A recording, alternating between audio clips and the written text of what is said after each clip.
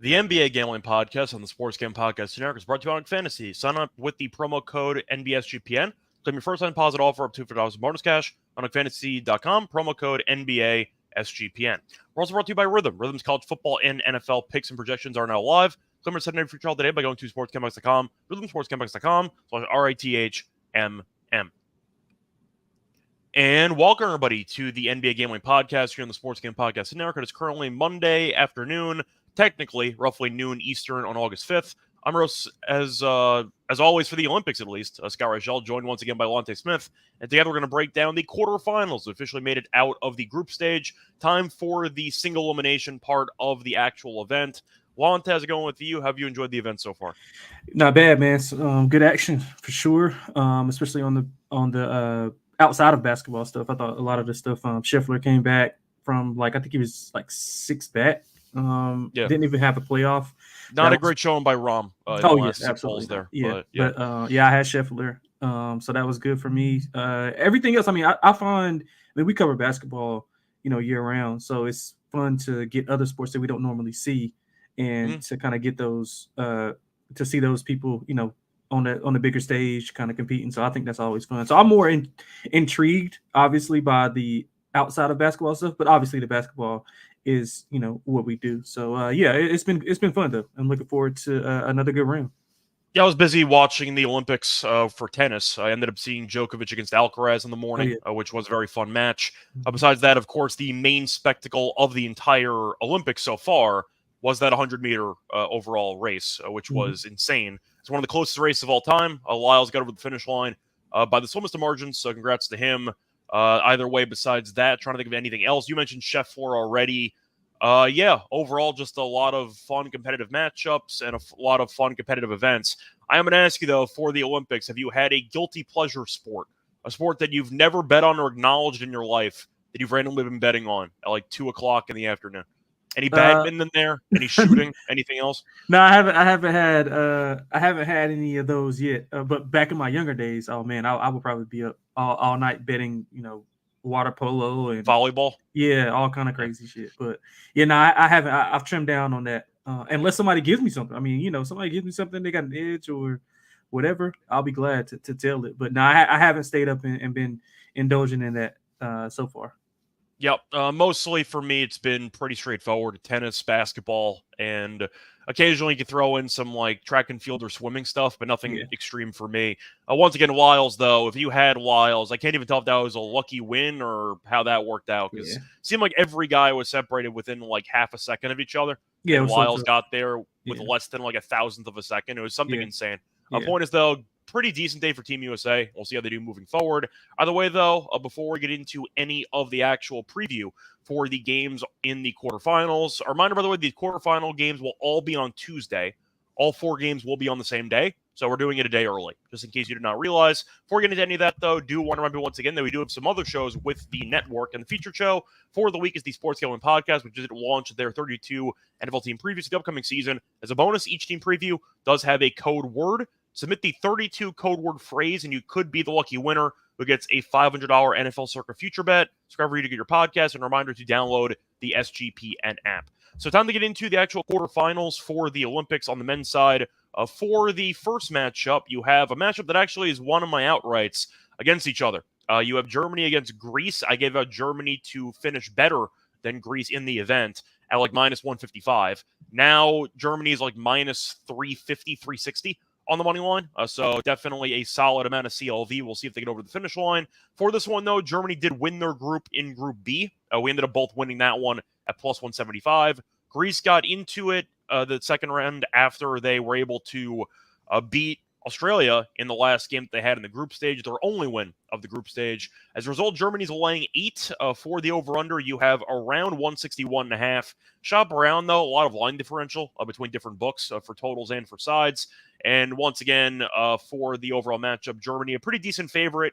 I saw it was at 7.5 yesterday. Now it's up to 8 in some spots.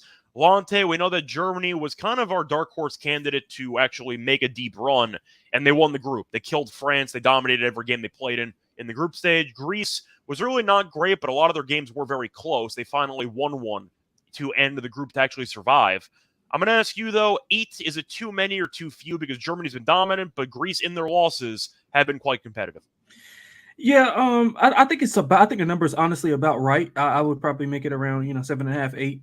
But again, I think Germany is a superior team. Just Giannis is just the superior player, so you kind of got that narrative going.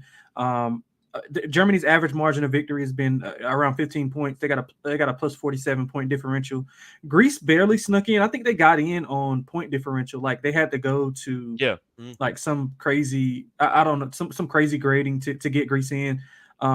But I mean, they haven't looked great to me. And I think we were both on that coming into the field. Thought they were overpriced simply because of the Giannis tax that we were going to play. But I mean, they got a negative 8 point differential in their 3 games. Giannis is pretty much doing everything. He's averaging 27 and 8 rebounds. I just think Germany will be able to kind of throw a lot of guys at Giannis. They got some decent size with they can Victor Franz, Mo, they got Tice there as well.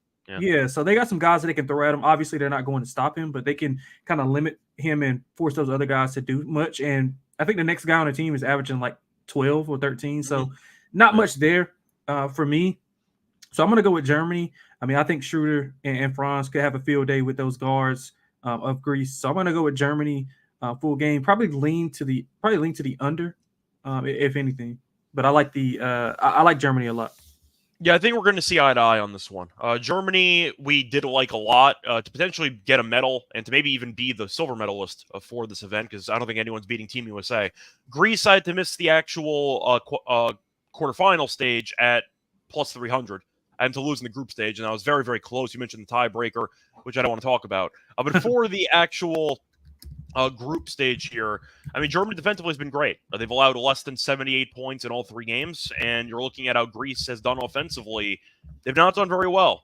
They have scored less than 80 points in all 3 games, and the one win that they had, they only scored 77 against Australia. So I think that the spread is pretty annoying because Greece did lose to Canada by 7. They lost to Spain by 7, which is actually a bad loss because Spain didn't even make it out of the group stage, but they were able to beat Australia by 6. So all of their games were close. Germany, though, was smacking teams. Not many great teams in their group, though. We thought that it was going to be a 2-horse race between them and France for the actual rights to win the group, and Germany did win that one comfortably. I like the under in this game. It does sound pretty low when it comes to the actual total at first glance, but I agree with it. I don't think Greece can score. They have one guy. It's kind of what we said going in. We thought if they just let Giannis go crazy and stop everybody else, they'd have problems. And that's kind of been what's happened. And Australia didn't really do that, actually, because Giannis only had 20 in that game, but some other guys got going and they got the job done. But I think Germany just has too much firepower. We saw it against France. Schroeder was great. Wagner's been great. They have so many weapons, and they also were able to win the Euro Cup last year. They're a team that they're just a team that seems to be clicking at the right time, and it just seems like they have a lot of chemistry and a lot of fluidity with their offensive sets and their overall rotations. I really like what I've seen from Germany, and we thought they'd be good. They've been great so far in the event. Greece, I thought, was lucky to get by. Anytime you need to rely on a tie break, you kind of are being lucky to survive. They've not been very good. They can't really score. That's the main issue for me. I think Greece has to make the game ugly, but I still don't trust their actual offense. And Germany right now, if they end up holding Greece to like 73 points, which I think is pretty realistic based on what Greece has been at for the entire event so far, do I think Germany can get to 81? Yes, I do. I think Germany can get to the mid-80s. I think they'll win this game. It might be close to the spread. Give me Germany by like 12. I think Greece maybe hangs in there for a little while. Greece goes on a run. And as long as Giannis doesn't drop like 30+, I just don't see enough firepower for Greece to actually hang with this team. So I think we're kind of on the same page here. Yeah, absolutely. I agree with you. Yeah. Any player props you want to talk about for this actual matchup? I want to go Giannis under. I think you mentioned it. If he goes ballistic and scores, 35 plus, then, I think they're going to be right in this game. But like I said, I think the bodies that Germany has and the defensive scheme that they'll be able to scheme up to get the ball out of his hands a little bit more. I think he's going to have to do a lot of his work in transition. So I think they're going to try to limit that. So I'm going under 28.5, little juice to the under. I think 125, 130, but I think that's fine. It's a lot of points, to be fair. Yeah. If we're picking Greece to finish somewhere in like the low 70s, I understand Giannis is the main focal point here, but I am going to throw out, though, that Greece did win their only game of the group stage and the game Giannis scored the fewest amount of points. So maybe that's a strategy thing moving forward. Who knows? But 28.5 is a ton against what I think is an elite defense. Yeah, and I think they're going to have to make those guys be. They'll be fine. I think Germany will be fine if Giannis scores 20, 22 or whatever, and they lose. I mean, I think you got to live with that. But you don't want to let him just dominate you. So I'm going under that. If I had to go, I don't know if they have combos out yet, but Schroeder points and assists. I mean, he's been like a maestro off the pick and roll. Him, Franz, and Mo off those pick and rolls. He's averaging 20 and 9. So if I can find points and assists for Dennis Schroeder, that's probably going to be one of my better bets on this game. 27.5. Yeah, give me over. Is it like juiced over or under? It's -104 to the over. Yeah, I like that. Yeah, I think he can. I think he can have 22 and 7, 22 and 8. I think I am going to agree with you though about Giannis unders, mostly because I just think the number's too inflated. It's at 28.5. He's only gone over this number one time. It was actually the first game against Canada. He dropped 34. He had 27 against Spain, and he had 20 against Australia. So 28.5, I understand the argument is volume will be there for Giannis. We know he's a terrible free throw shooter. So even if he goes to the line a lot, I'm not sure if that's actually going to matter too much. But I do think if you've gone under in 2 of the 3 games so far, and your line is still at 28.5, it does feel like, based on what you said earlier with the Giannis tax, they're not really sure where to price him. Because if Germany is going to potentially lose this game, Giannis probably has to drop like 30-something and change. Yeah. But in reality, Giannis has gone under 28 points in 2 of the 3 games. So I do agree with you, actually. 28.5 feels pretty high. I think he might finish with like a solid 26, but that's a lot of points.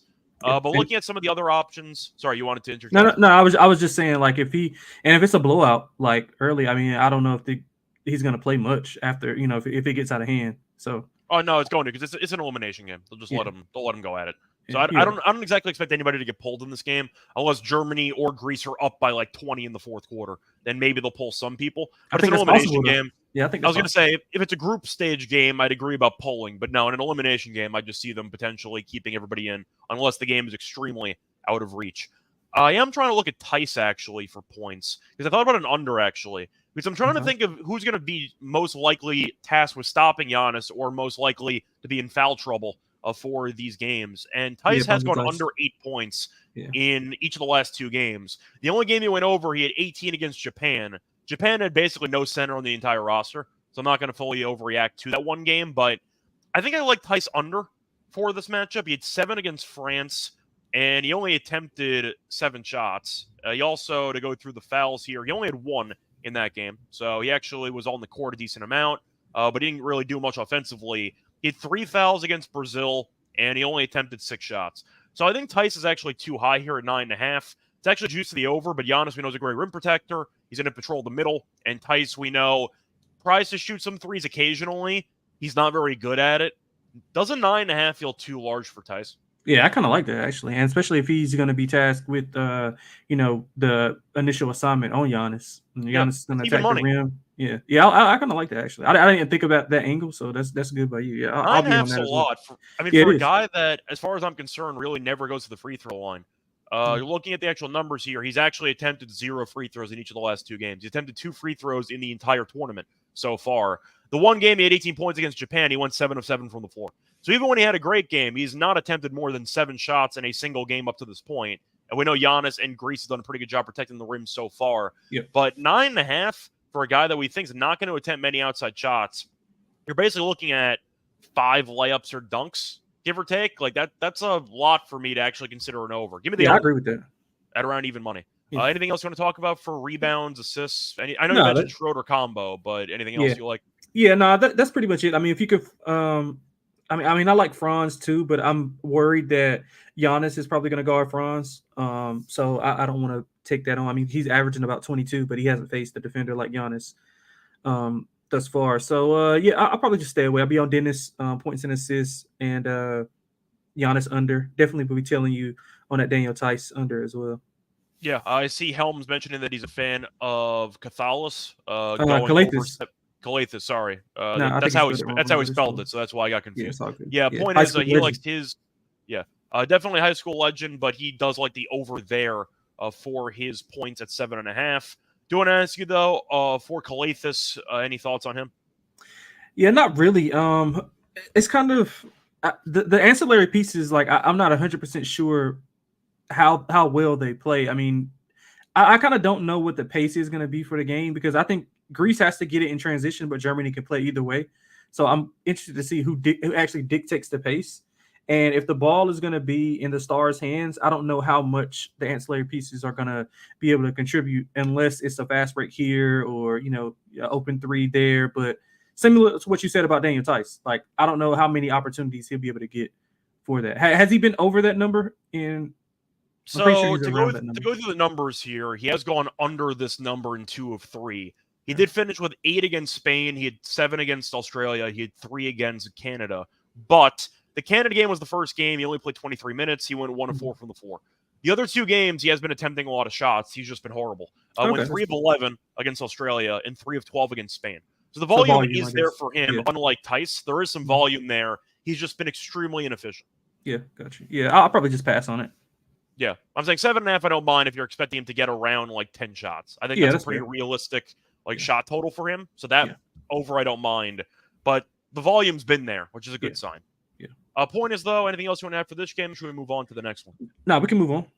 All right, before we get into the next game, do want to remind you once again that we are brought to Underdog Fantasy because they just launched Underdog Streaks, and if you hit your first 2 pick'em entries, you can go streaking. If you get an 11-0 run, you can win 1,000 times your money. Plus, Best Ball Mania is alive with $15 million in prizes. They also just added college football contests for Best Ball. You can now use specials and boosts on all flex entries, and I might actually use Tice lower points for my entry for the upcoming day or so. Sign the promo code NBSGPN to claim your special pick and first deposit offer of $2 bonus cash on fantasy promo code NBASGPN. We're also brought to you by Game Time.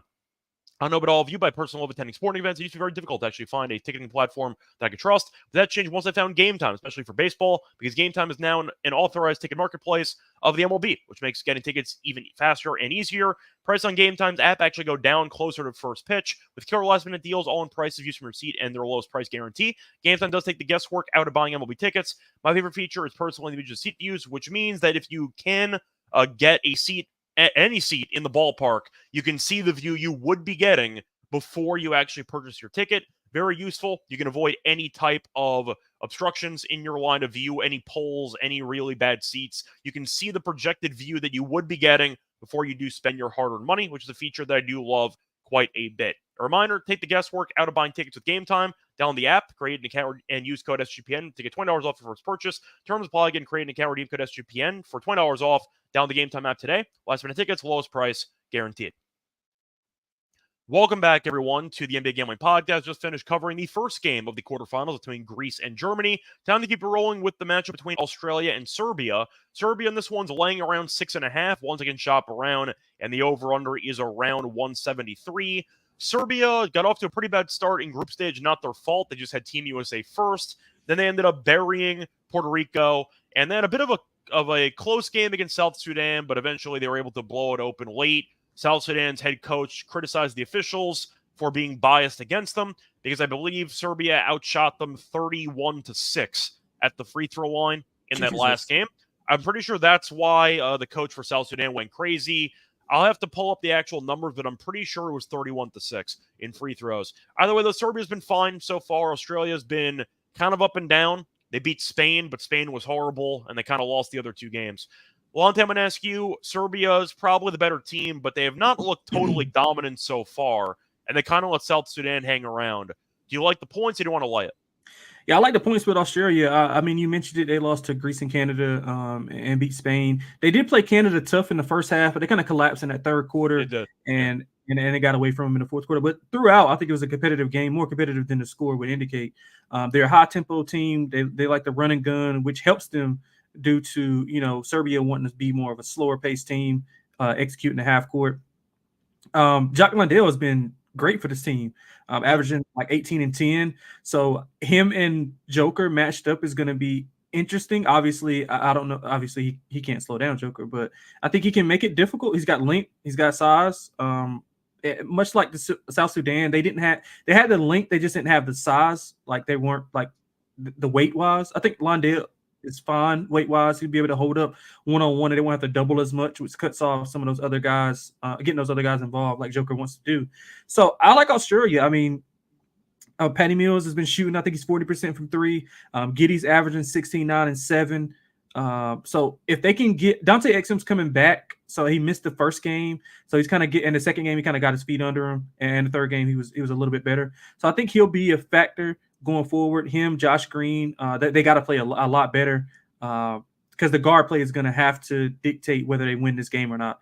Serbia, obviously, we know what they want to do with Joker. Bogdanovic has been really good as well, averaging just under 20 points per game. Joker 19, 11, and 7. So if they can dictate the tempo and get Serbia out of their comfort zone, kind of pressure them in the backcourt and make those guards make tougher decisions before they get Joker the ball, I think they can hang around. So I'm going to bank on that mixed with the guard play. The guards can do it all. I mean, Giddey is basically, rebounding, assisting, they initiate the offense. Londale's playing, from the free throw line, extended, being able to make those shots. He can rebound. Patty Mills hitting shots. And if those other guys, Josh Green and Exum, can kind of hit shots, I think they can stay within this number and maybe even win it outright. So I like Australia with the points. Yeah, I'm going to agree with you. I actually like Australia money line in this game. Yes, sir. I think looking at the actual spot here, I am going to mention, I know it was an exhibition game. These teams had actually faced off against each other about a month ago. They faced off on, I believe it was July 16th. And Australia actually killed them. They won by 11. So Australia won outright about a month ago.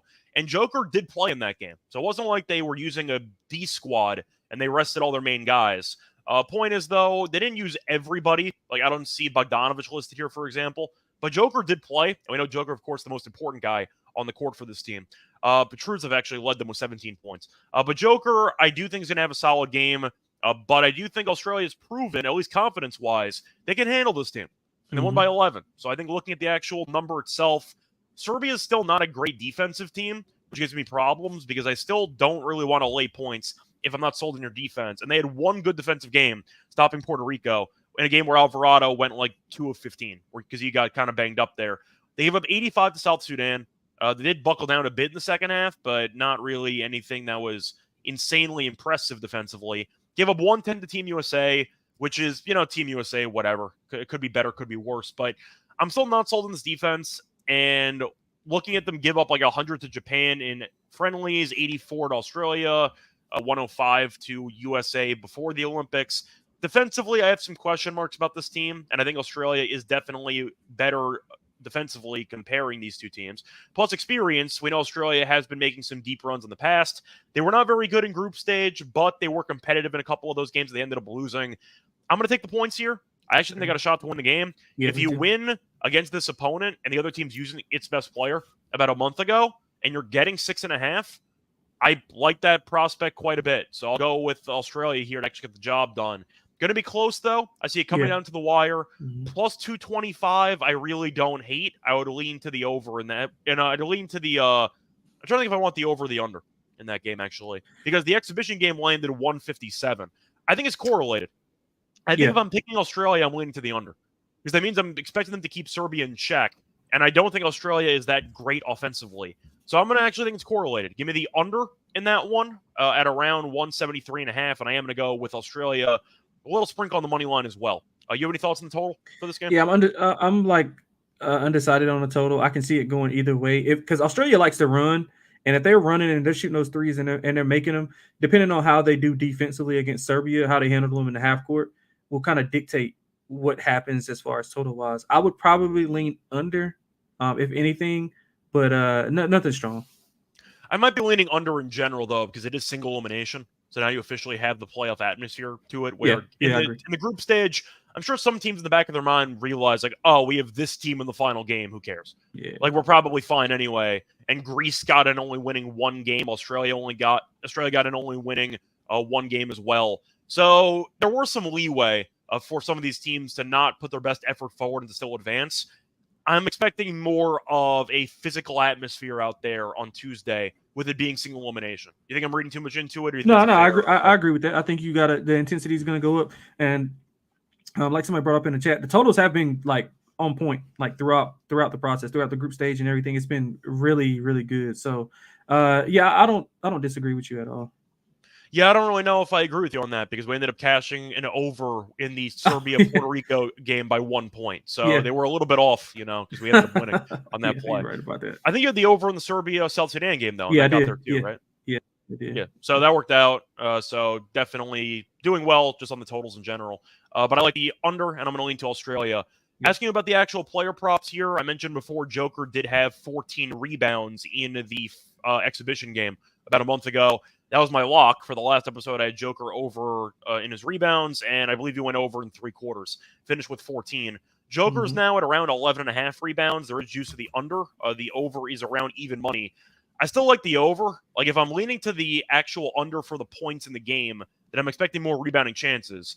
And I will point out that FanDuel does have basically the same odds as DraftKings, slightly worse, but basically the same. I like Joker over in rebounds. I still think that Landell's a better option than what the other teams had. Puerto Rico just should have even shown up for that game. They had no chance in hell, for example. But I think that Joker rebounds are going to be my blind play moving forward. 11.5, he's been flying over. I think he's had, 13 rebounds minimum? Or he's had, 14 rebounds and 15 rebounds in the last 2 games. Yeah, he's been an absolute machine. I think I just got to go back to it. Give me Joker over on his rebounds. You have any thoughts on props? Yeah, so I'm thinking to go over on his points and under on his assists because I'm thinking Londale is going to play him straight up. So they're going to take away they're going to be able to take away those assist lanes and all those back cuts. Well, to a certain degree, obviously he's a great passer, so he's going to be able to get some of those in. But I think they'll try to make him a scorer. Simply what other NBA teams try to do. They try to make him a scorer to take away from his playmaking ability to get those other guys involved. So I think they're gonna make him score.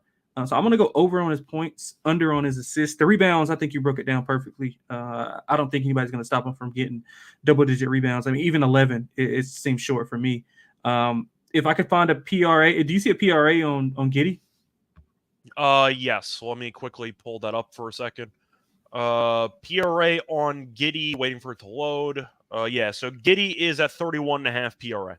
Yeah, damn, that's high. That's really I know high. it is. Yeah, it's high for a guy that's not the greatest outside shooter, but he's been shooting well so far in the event. Yeah, I mean he's averaging 32 PRA, but still, it's like right there. That's kind of tough. Yeah, so I'll just pivot. I don't want to lay that, so I'll pivot to just Patty Mills. His 3-point attempts. If you can get him ladder him up to 4+ threes, I think he has a good game. I mean, he's shooting 41%. The guard play for Serbia isn't that good. We saw them give up a couple of threes to several different opponents.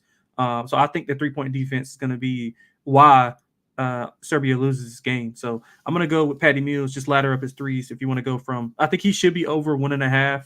If you want to go up to 4, I think that's playable all the way up to 4. Yeah, I'm trying to think if there's anything else I'm really tempted by for this matchup. I thought about maybe Giddey rebounds. I don't mind maybe ignoring Giddey points, actually, because if you're talking about Joker trying to dominate the boards, maybe Lindell gets into foul trouble or he's being forced to guard Joker maybe a bit further out. Giddey's going to have to rebound. I mean, we know that Giddey's a very solid rebounder for a guard in general, and I do think that he's in line for a pretty good showing. You said it's at 9 per game. Yep. Giddey's rebounds for this matchup is at 7.5, and the over's plus 114. Oh, so you might actually be able to find a 6.5 that's actually pretty affordable without it being that heavily juiced. I'm not sure if it's going to be an insanely solid deal, but if you want to get him for example, 6.5, you actually can. I just don't even see a market for that, but maybe one book does have 6.5. That could be tempting. I don't mind the rebounds for him, though. I think that could be a decent pivot if you want to go for a guard who might be pretty sneaky with the rebounds. One prop that I've actually done well with is actually Patty Mills assists under for the event. Gave it out on VSiN, actually, for the last game. It was at 2.5, and I believe he finished with either 1 or 2. His goal is to shoot. I mean, we know what Mills is. He's a catch-and-shoot 3-point shooter on this team. And with Giddey and with a couple of the other guys that they have on the roster, they really don't need him to facilitate at all. Mm-hmm. And to be honest, I don't think you want Patty Mills facilitating anyway. So you're looking at his numbers so far in the event. He has scored 13-plus points in 2 of the 3 games. He had 2 assists against Australia in the first game. He had 1 assist in the second game and 1 assist in the third. And his assists are at, once again, 2.5 here. At a plus 108, I think that line's massive, actually, because he hasn't really been close to going over it. It's plus money. Give me the under for Mills. I see Teddy saying he can get it at 2.5 plus 120.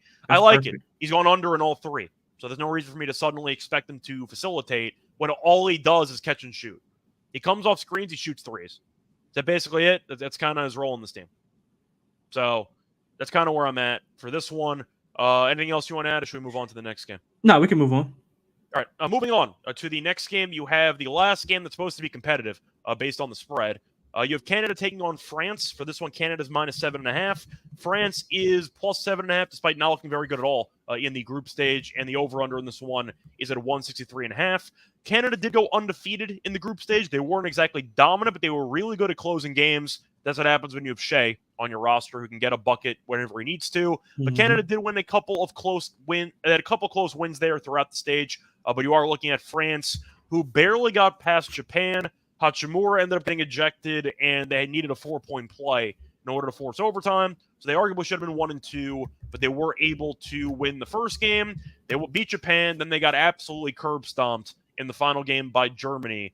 I am going to ask you, though, based on the overall talent disparity, I think we're both picking Canada to win. But Canada really has not won by margin. In fact, all 3 of their games were decided by 10 points or less. 2 of the 3 wins were by 7 points or less.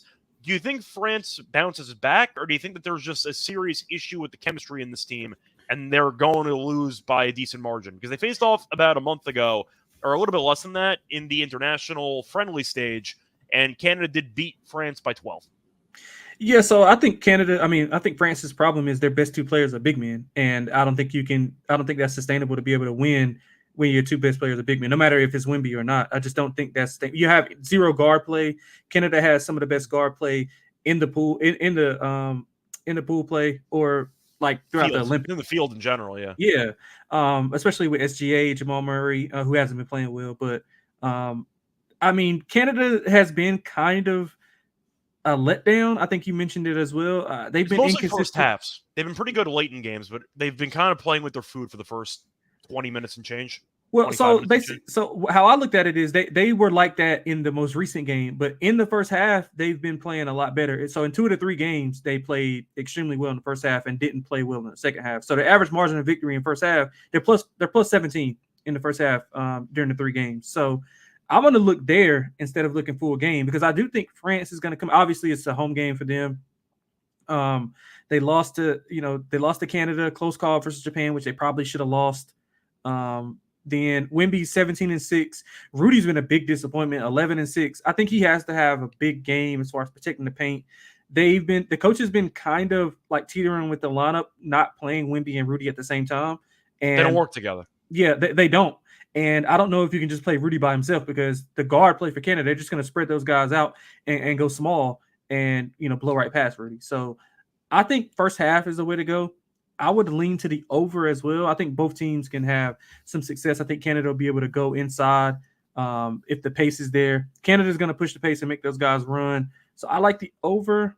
I like Canada in the first half, full game. I guess I would lean to them, but I'm more so like intrigued by the first half. Yeah, I think I'm just going to lean to Canada, because I still don't think France is that good. There's a reason why we both like Germany to win the group over France, even though of course the games are being played in France. It's because they were horrible in the actual friendly stage, and they've not looked very good so far in the event. But Canada, once again, is just the better team. I think we all know that based on the overall power rankings going into the event, Canada was the official number 2 team. We know Team USA is 1. Canada's pretty much 2, and then you can go from there. France, though, I said it going into the event, they had lost their last 3 friendlies, which was not a good sign, and they did lose by 12 to Canada, which is a problem. And they beat Brazil. They should have trailed at half. That was very close. They trailed by 8 after a quarter. Japan had them on the ropes. They probably should have lost that game too. And then Germany killed them. And they were actually down like double digits at the half in that game. So that was over. And then France made a bit of a solid fourth quarter run to cut it to 14. They were down like 30 in that game. That was really ugly for a decent part of it. Mm-hmm. So I'm going to lean Canada here. It's mostly just not trusting France. They have lost 4 of their last 6, and 3 of those 4 losses were by double digits. So they don't really keep games close when they're losing. I just think Canada's got too much talent, and I really don't think that Gobert and Wemby work together. We mentioned before going into the event, if you're going to rely heavily on Fournier and some of the other guys for guard play, you're going to get cooked, especially defensively against the likes of Shea, and you're looking at a potentially Murray waking up, maybe. We'll see what happens. Nembhard's been good. Barrett's been good. So many options for Canada. I just don't see those options for guard play purposes for France, and we know that Gobert is basically a 0 offensively when he's not making dunks. He's setting screens and he's trying to make dunks. He's got no talent at all when it comes to actually creating post moves or creating his own offense. We just know it's what it is. I'm not even trying to be mean. I'm just being honest. Gobert is not a good offensive player. So I am going to go with Canada, and I think they're going to win this game. They will be up, in my opinion, at least 10 at some point in this game. The question is, do they hold on? I'll give them the benefit of the doubt. Give me Canada by kind of a similar score as the friendly. Give me Canada by 12. I see them winning. Maybe France goes on a run, cuts it to like 8 or maybe even 6. But I think Canada closes, and I think they win this game. Plus, since it is an elimination game, you might see teams down 10 fouling in the final minute. Yeah, that's you true. might get a bit of a circus there at the end. So keep that in mind, but I am going to go with Canada, and I am going to lean. I mean, you mentioned the over. You make a good case for it. I kind of like the under, though, because I really don't like France's offense. Japan, we know, is horrible defensively, and they scored 84 in regulation there. They scored 78 in regulation against Brazil and 71 in regulation against Germany. I think I'm going to lean to the under in this game. I don't feel great about it, but I do think France offensively is fundamentally broken, and they kind of have to slow the pace because you mentioned before, if Canada's going to want to run, Gobert is going to be miserable running up and down the court. So I'm going to lean under, actually. I think France tries to force it in the half court. But I can see that. I can see that. I just think Canada is going to dictate that pace, and France will have to play catch up, and then they'll be forced to run, and that's going to kind of get them out of their rhythm, which leads Canada to winning the game. But I think they'll be able to score some points, especially if they get in the half court, and at least Gobert can stay on the floor and be, an effective rim runner. I think Wemby's going to have a big game as well. So Wemby should. I mean, they don't have an answer for Wemby. As for Gobert, I think Canada will just take their chances on them actually letting Gobert do anything involving dribbling a basketball. So we'll see what happens there. But yeah, I think I'm going to lean under, mostly because I think France can single-handedly drag the total down themselves if they end up just struggling offensively, because the guards have not been great, and it seems like the chemistry between Gobert and Wemby has been non-existent. So that's kind of where I'm at with this team. I'm going to lean to the under, but I like Canada to win this matchup and to probably cover the spread. Moving on to the final game, you have Brazil against the team that should win the gold medal, but you can't trust them to cover an actual spread. Team USA is minus 27.5, and the over-under is around 184.5. Shop around, I did see that one book, BetMGM, at 186.5 for a total, so there has been a decent amount of differential for the totals with these books. Team USA, though, we know has been coasting, so much so that they have not really done anything to benefit bettors because they really don't cover ever.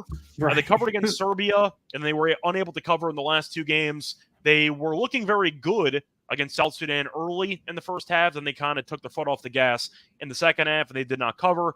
Then against Puerto Rico, they trailed after a quarter, which is embarrassing because Serbia beat Puerto Rico by 40. So they've won the last 2 games by 17 and by 21, beat Serbia by 26. So they've never actually covered this number in the entire event. I think I have to take the points here. Even in the friendly stage, USA never covered this number. They beat Serbia by 26. So they were never actually able to win by 28 plus. They don't care for an entire game. They take their foot off the gas. They mess around. And it just seems to me that when they know they're going to win, they really don't go out of their way to give a great full effort for an entire game. Brazil has a lot of scoring depth. They're not a great team. I'm aware of it, but to be honest, neither is Puerto Rico. And Puerto Rico gave them a serious run for their money for at least the point spread purposes. And they were kind of coasting to an actual cover by the end of it. I'm going to go with the points here with Brazil. I don't trust Team USA enough to actually, I'd say, give a consistent effort on both ends to win by 30. Give me Brazil plus the points. Yeah, I'm going to stay away from this completely, man. Scott, that's what I've been doing. I've been staying away, and I've had no complaints staying away. Yeah, and I took the team total over the last game, and they had 60 in the first half. I think 95 or 97 in the third quarter, and they end up not doing anything from the back end of the third quarter all the way to the fourth quarter. I think they were trying to get Anthony Edwards that record, and that kind of threw off their rhythm. But, yeah, I mean, you're not going to make money betting the USA unless you're betting, like I said, team totals, player props. It's not going to be unless you're fading them. But I mean, then again, even team total, they didn't get there on the team total the last 2 games. Yeah, the first 2 I thought they got there though. The first 2 games I thought they got there. If I'm not mistaken, I do not think they got there with 103. I'm pretty sure South Sudan was 109.5. Okay, well, yeah. So if you've been making money fading them, then you've been fine. Yeah. But I think the only place you can make money is just player prop wise. Brazil lost by 12 and 13 in the first 2 games, and they probably would have lost to Japan or been a lot more competitive if Rui didn't get hurt in that matchup. I think he got hurt in the first half. He actually didn't even play in that game. He was a late Oh, he didn't? scratch. No, he didn't play in that game. I remember that there was some like breaking news in Japanese Twitter that Rui was not going to play, and that came out like maybe a couple hours before game time. Oh, okay. So no, Yeah, he that makes it even worse. did not play at all. I'm not going to say Brazil would have lost to Japan. I understand what you're trying to say, but I think Brazil is the better team. Personally. Yeah, so that just takes away even more from what they accomplished. So I mean, you got to just bet U.S. props or Brazil props if you're into that. I don't think you can make money betting the spread unless you just want to. Let's put it this way: I would rather take 27.5 than lay 27.5. Yeah, that's kind of where I'm at. Brazil did lose the 2 games against Germany and France. Yep. Germany, they kind of got killed, but they were actually tied at the half. And against France, they were leading by 8 after a quarter. So decent first halves by Brazil so far in the event. So we'll see if Team USA actually shows up for the first half or not. But I just can't trust this team because they genuinely don't care. This team knows we're going to win. We can name the score. And it feels like they're doing side missions in the middle of games. They're trying to get Anthony Edwards like scoring records and stuff. They're messing with rotations half the time. They're just not really focused on winning by as many points as possible. And as a result, I can't lay this number with you. Brazil, though, they hung in there with Germany. Germany's been great. They were able to hang in there for at least a half against France. I know France was not very good, but the point is they were still competitive in that game. I think USA is going to win, obviously. Give me a similar story to what we saw in either the Puerto Rico game or the South Sudan game. Give me Team USA about like 21. They'll win. They won't cover, but I think that Brazil does enough to keep the game interesting and to cover this number. Yeah, so that's they've been where I'm feisty in first half. That's what I'm saying. So Brazil, I think that they can hang in there. So I like Brazil plus the points. For the over-under, this is the interesting part, because for this number, every game has gone over for Team USA. For Brazil, though, 2 of the 3 games did go under, and the only over was against Japan because they scored 102. So the question I guess I'm asking you for this matchup is how many points you expecting each team to score? Because for the actual team total for these 2 teams here, Brazil's at 78.5. Team USA is at 105.5. 105.5 feels a bit large to me personally. I don't know if I actually like that. I think I might actually lean to the under in this game. Damn, so I don't know. I thought it was. I thought it was short. I thought it was short. I have no idea. I have no idea what they were 112.5 against in the last game. It's like, they scored 104. That's kind of my point. Is that they did. Like they did, but they kind of. I mean, the fourth quarter was ugly. They only scored 17 points. Yeah, and then I thought some of the looks that they got, they weren't as aggressive going to the paint. They weren't attacking the paint as much. They were missing wide open looks. Some of the looks that they're missing is just outrageous. I mean, Tatum was atrocious. Yeah, Steph's been bad this Olympics. He's been really bad. Yeah, I probably lean over. I'm not gonna lie. I might lean over. I think 105. I mean, a 7-point adjustment. I get it, but how much better is Brazil's defense going to be than Puerto Rico? 7 points better? I mean, we saw Puerto Rico give up 100 and change to Serbia. So I think Brazil's defense is better than that. But 7 points better? Maybe. Puerto Rico, you can make an argument, was the worst team in the entire field. Yeah. Like, you can make an argument. Yeah. So I'm going to lean under, but once again, it's mostly because of quarterfinal overall atmosphere. But I am probably not going to bet this game anyway. I've had a great time avoiding Team USA games because I feel like everyone who's been betting on them has been losing. So I'm not going to bother. But I'm going to lean to the points at plus 27.5 as my main play. That's basically a total have fun. I'm not going to bother. Yeah, I'll lean to the over. I'll lean to the team total over, not the full game. Yeah, I would take the 27.5. Maybe just take the first half. It should be like, what, 14.5? The first half spread in this one is 15. So, yeah, basically 14.5. Yeah, I'll take the 15 first half. All right.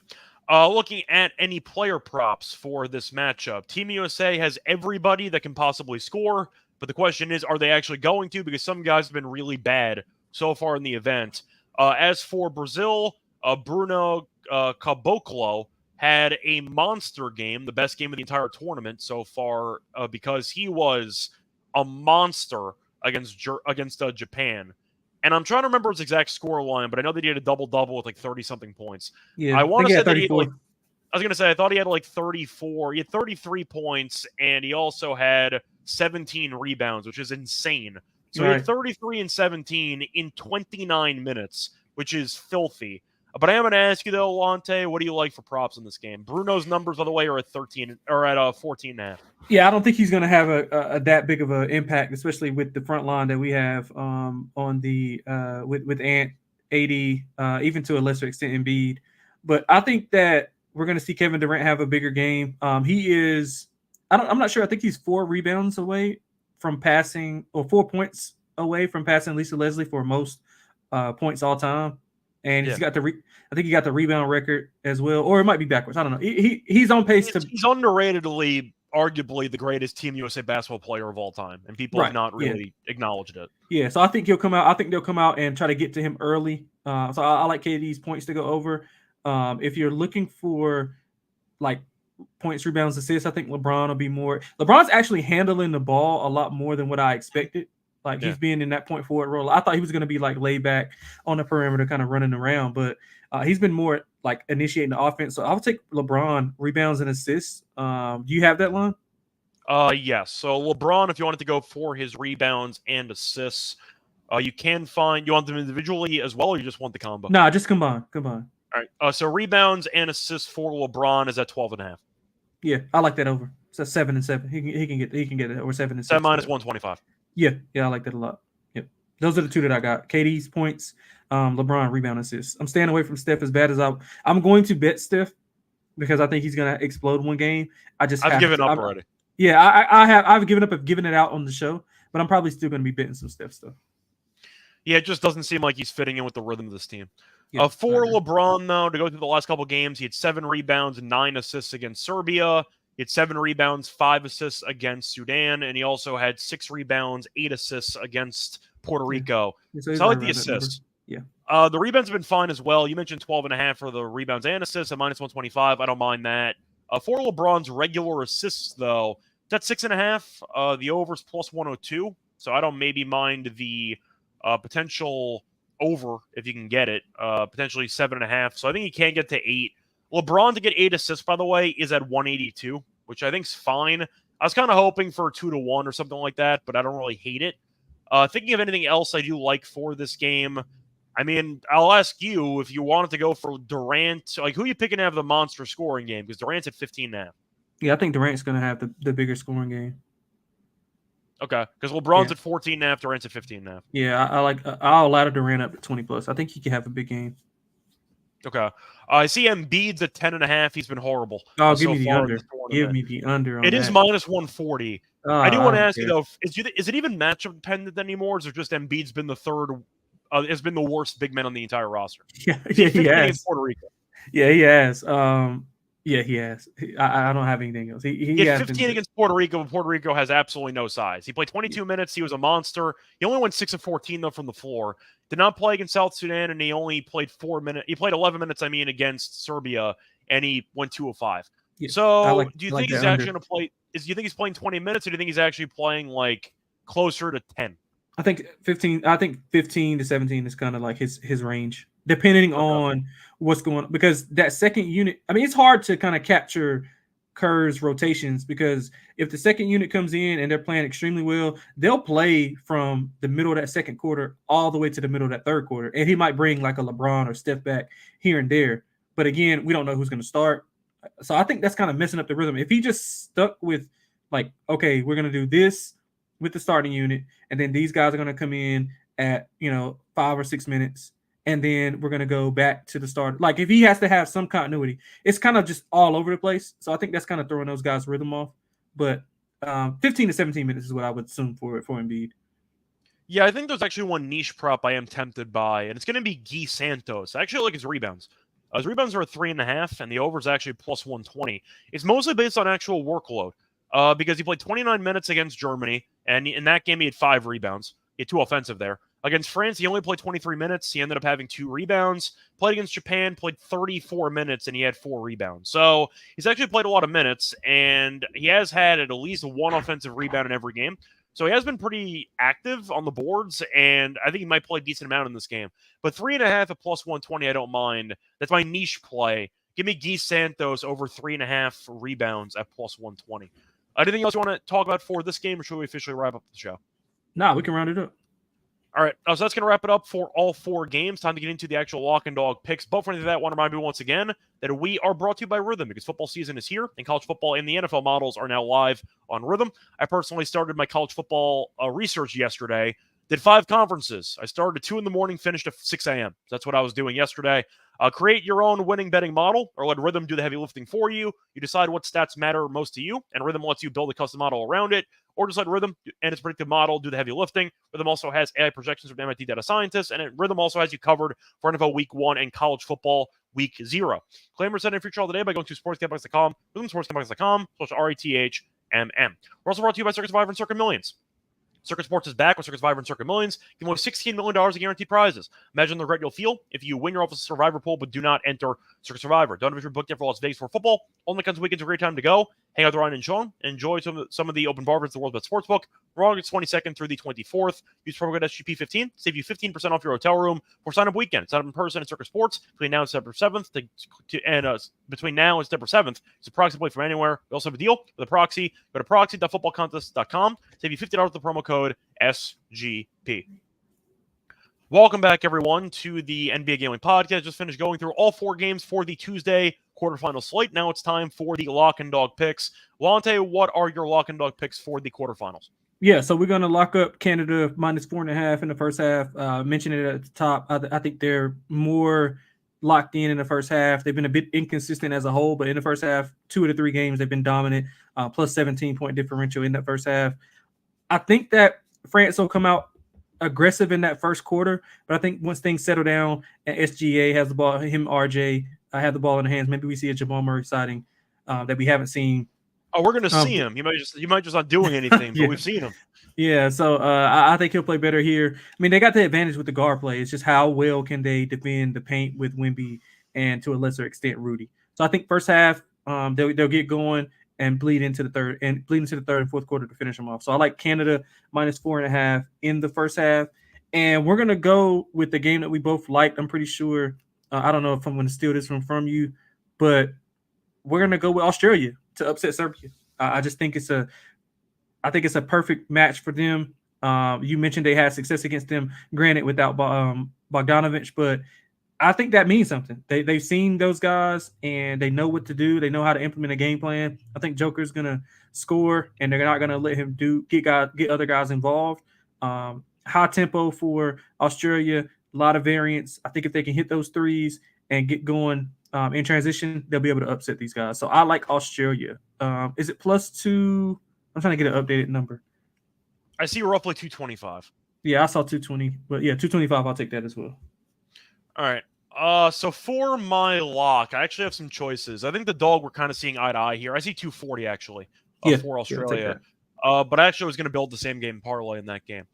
For my lock, I'm torn between going with Germany at 7.5 or maybe even going with Brazil plus 27.5. If I actually want to do it. You know what? I'm going to trust my instincts here. Give me Brazil plus 27.5. It's going to be a bit of a hot take here because I know that everyone wants to back Team USA because, of course, their talent is insane, and we know Brazil is nowhere near as good as they used to be. But Team USA has been really underwhelming ATS, and you're looking at their game so far. Played against Puerto Rico. They were favored by 30 and change. Puerto Rico was awful. They lost by 40 and change to Serbia, and they only won by 21. They played South Sudan. They were favored by basically 28 or so. They won that game by 17, and they killed Serbia. But the point is, even in the friendlies, Team USA has not been very good. And they've been winning by a decent margin, but the point is there's been no incentive for Team USA to actually care about winning games by 30. And I think they're going to be coasting for most of the second half. They might be up by 20 plus at some point in the third quarter. But until this team plays a full game, I'm not picking them to win by 30. Even against Serbia, they were kind of playing with their foot a bit down the stretch. They were able to get there. But I said before, when we broke down that game, they were tied 81-81 in minutes that Joker played in. They killed Serbia in the minutes where Joker was out. But when Serbia was using their starting lineup, that game was also competitive. So I think that Brazil, who was able to hang in there for at least a half against France, hung in there for at least a half against Germany, they've been competitive. They lost by less than 14 against 2 of the top 4 or 5 teams in the entire competition. And they beat Japan. I know that Rui was out, but they still scored 102. Give me Brazil plus 27.5 as my lock for this one. I think Team USA wins, but by about 20. For my dog, I am going to agree with you about Australia, but I do want to see if I can get a boosted price if I throw in Joker rebounds in that game. Because it is kind of a reverse correlation, so I am wondering if I can get a nice combo play here. If I get both of them together, it's plus 516, which I do like quite a bit. I want to see if I could find a better price on DraftKings, though, if I do a same-game parlay. But I do like Australia to win. I think it's a good price for a team that beat Serbia by double digits last month, so I do like that option quite a bit. If I throw in Joker rebounds, though, for this matchup, I can get a price of plus 600. I'll take that. Give me Australia money line parlayed with Joker over 11.5 rebounds. That gives you 6-1 on DraftKings. I believe I mentioned before he had 14 rebounds. I think it was 14 in the exhibition game about a month ago. So that's going to be my dog. Give me a same game parlay for 6-1. That's going to wrap it up, though. Lonte, anything else you want to add?